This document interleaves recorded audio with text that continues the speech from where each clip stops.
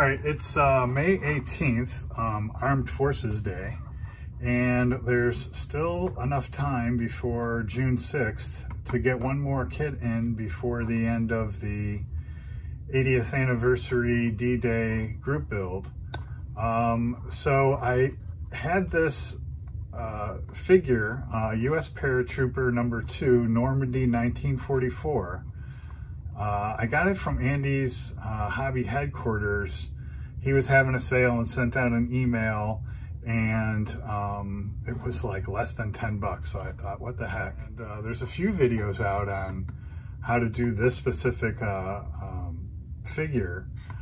So I'll open it now. There's no instructions or anything, but it's a pretty nice kit. So obviously the whole thing is going to be the painting, and I'm going to get my wet palette out and use that again. Like I said, there's several good videos about it out there. I've got a few of those queued up, so I'm not going to take a lot of video of me doing it because I'm going to be watching someone else do it while I do it. But yeah, just really nice detail. Backpack, all the equipment on his belt, gun in a holster.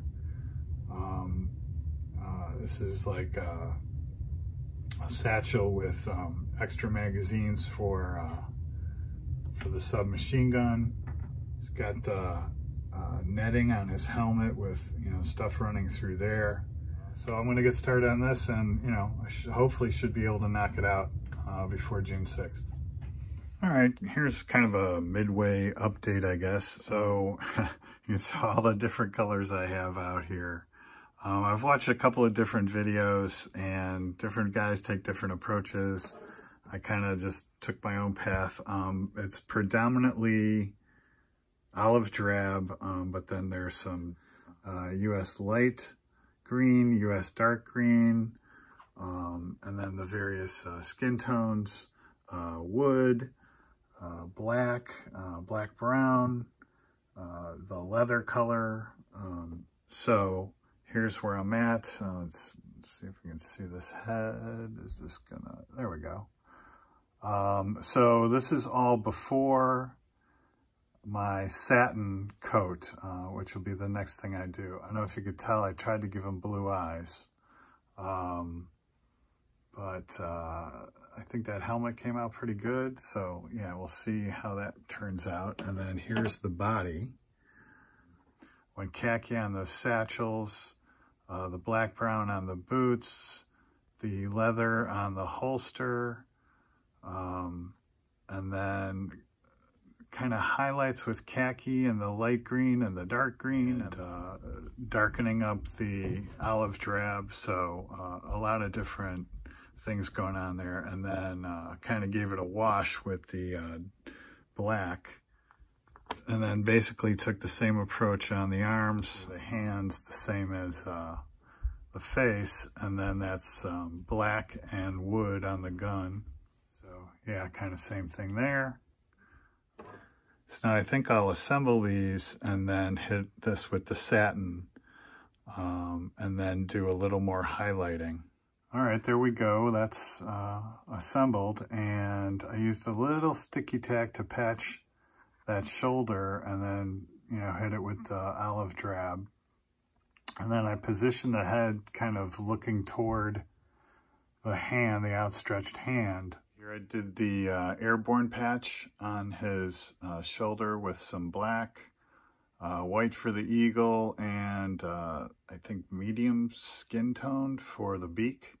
And then I don't like the way his shoulder fits over there, the one with the gun. So I'm going to try to, see that gap there? I'm going to try to fix that with some putty and repaint that. Okay, I fixed those shoulders. I actually used the Formula 560 canopy glue and diluted it a little bit, and kind of let it run in there, actually on both shoulders. And yeah, close that gap. So I'll let that, fully dry and solidify, and then come back and touch that with the olive drab and a few other colors, and, just blend it in. And then I had earlier given it a coat of dull coat, and I think it actually made it shinier. So I'm going to hit it with the satin one more time and see if that brings it down. And then I think I'll pretty much be done. And the position of his left hand got me to thinking about that movie The Longest Day and the scene with the clickers, and I had always wondered if that was real, and it turns out that it was. D-Day planners gave American paratroopers an especially difficult assignment: jump out of C-47s into Nazi-held territory just after midnight, capture key bridges, crossroads, and towns, and prevent German counterattacks against Allied forces on the beachheads. But how could the men, who could be landing in fog and darkness, dispersed by the variables of wind and pilot navigation, identify each other? General Maxwell Taylor, commander of the 101st Airborne, came up with a clever idea. In the months leading up to the Allied invasion of Normandy, the 101st Airborne ordered 7,000 clickers from Acme Whistles in Birmingham, England. The clickers were then issued to the paratroopers just before D-Day as a crucial piece of survival equipment. A single click on the clicker-clacker allowed a soldier to ask someone in the dark if they were friend or foe. If the other person responded with 2 clicks, it was a good bet he was a friend.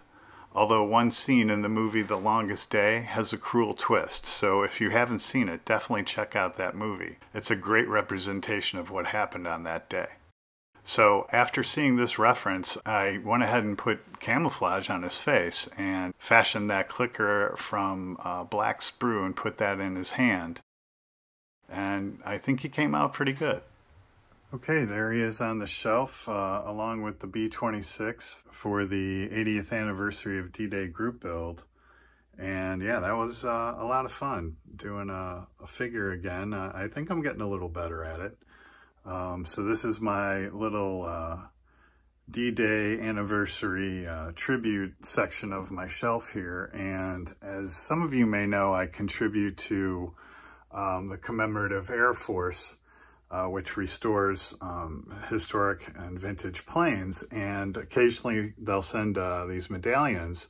So there's one from 5 years ago, the 75th anniversary of D-Day, and then this one I just recently received for the 80th, and they're actually doing something kind of cool. This is That's All Brother, and this actually participated in D-Day, and it's going back and flying over the beaches on June 6th, and for a donation you could have something, a memento, and they would carry it on board over the beach on that day and then send it back to you with a certificate, which I thought was kind of cool.